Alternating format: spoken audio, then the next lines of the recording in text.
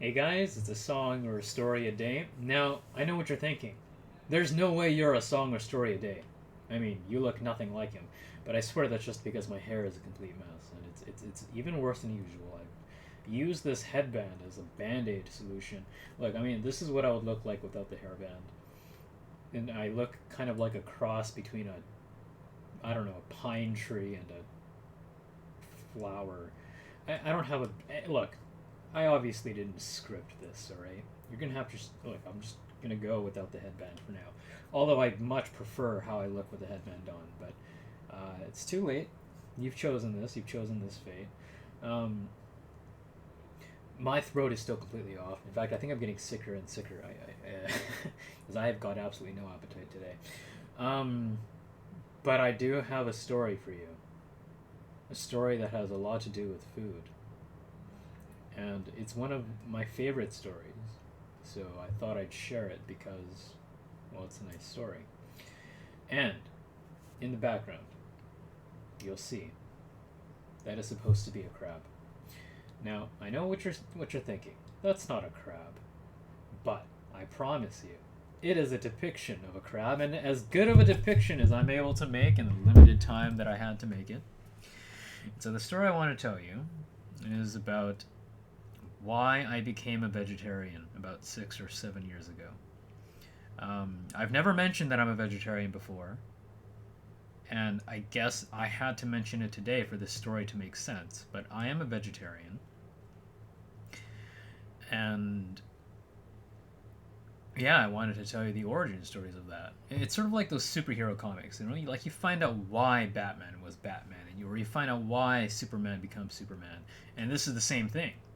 Except instead of being a superhero with super awesome powers, I just stopped eating meat, which, coincidentally or not, may have actually made me weaker than before. So it's like the opposite of a superhero. It's like the origin story of like a super non-hero.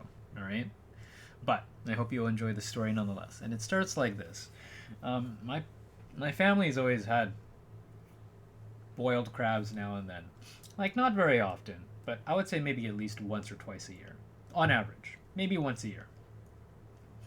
And I don't know if you know much about crabs and all that, but you take home a live crab, like it's alive, and then eventually you boil it and you eat it.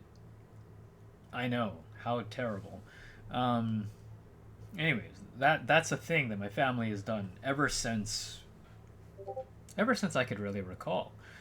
And how it works is you bring the crab home and then you're supposed to clean it, right? You clean it, you make sure it's, I don't know, clean, and then at some point you boil it and it dies, and that's sad.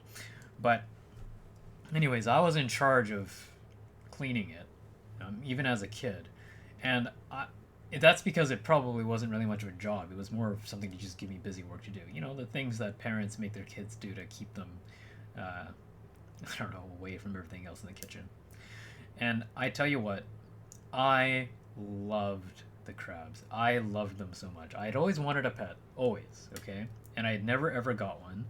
And I remember playing with these crabs like, oh my god, like this is a pet. Okay, like I'd brush them with the brush and they'd blow little bubbles. Like when you put them in a bucket of water is how you clean them, right? And plus they need to be in water. But anyways, they blow these bubbles and it sounds a lot more cute than it might seem, like than you might imagine. But I swear it is so cute. Okay, and they blow these bubbles when you brush them, and if you put chopsticks or forks or whatever into the bucket, they'll claw at them, and it's fun.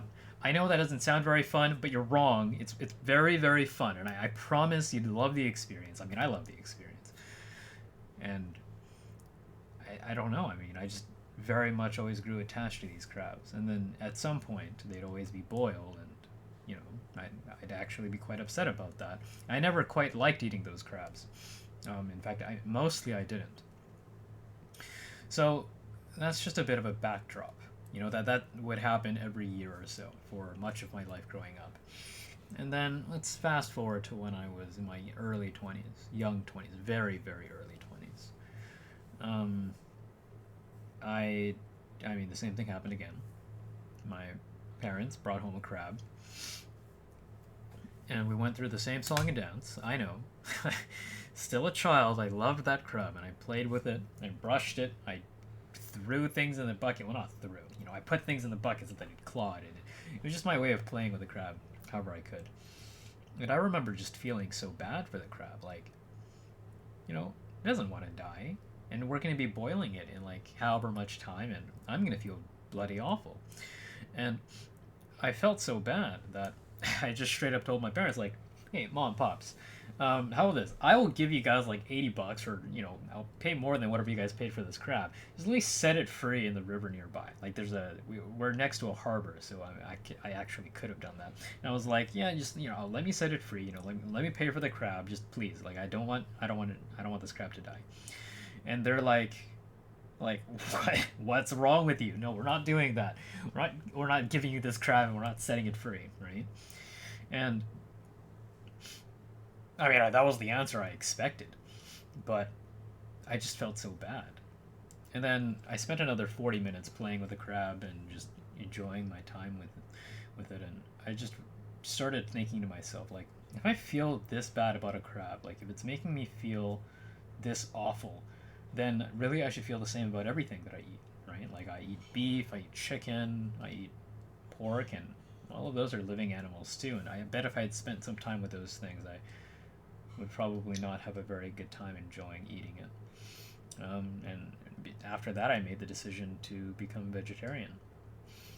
And maybe it's a bit coincidental, because that happened, I mean, quite close to maybe 6 or 7 years on the dot, because it was also shortly before Thanksgiving, and I know it's after Thanksgiving now, but look, long story short, that's why I stopped eating meat, and it's why I became a vegetarian. It was all because of a stupid crab. And I love meat. I just want to make that very clear. I think meat tastes delicious. I love meat, but that's the story of why I'm vegetarian. So I hope you enjoyed that story, and if not, well, neither did the crab, because the crab died. So at least you're not the crab, all right? You should be happy you're not the crab. I'm happy I'm not the crab, and that's the crab vegetarian story. You have to enjoy it whether you enjoyed it or not. I will get back to singing probably soon. I really do want to sing. I know it doesn't look it, or maybe it does look it, but I promise you I'm sick. So, until next time, alright guys? Thanks for joining.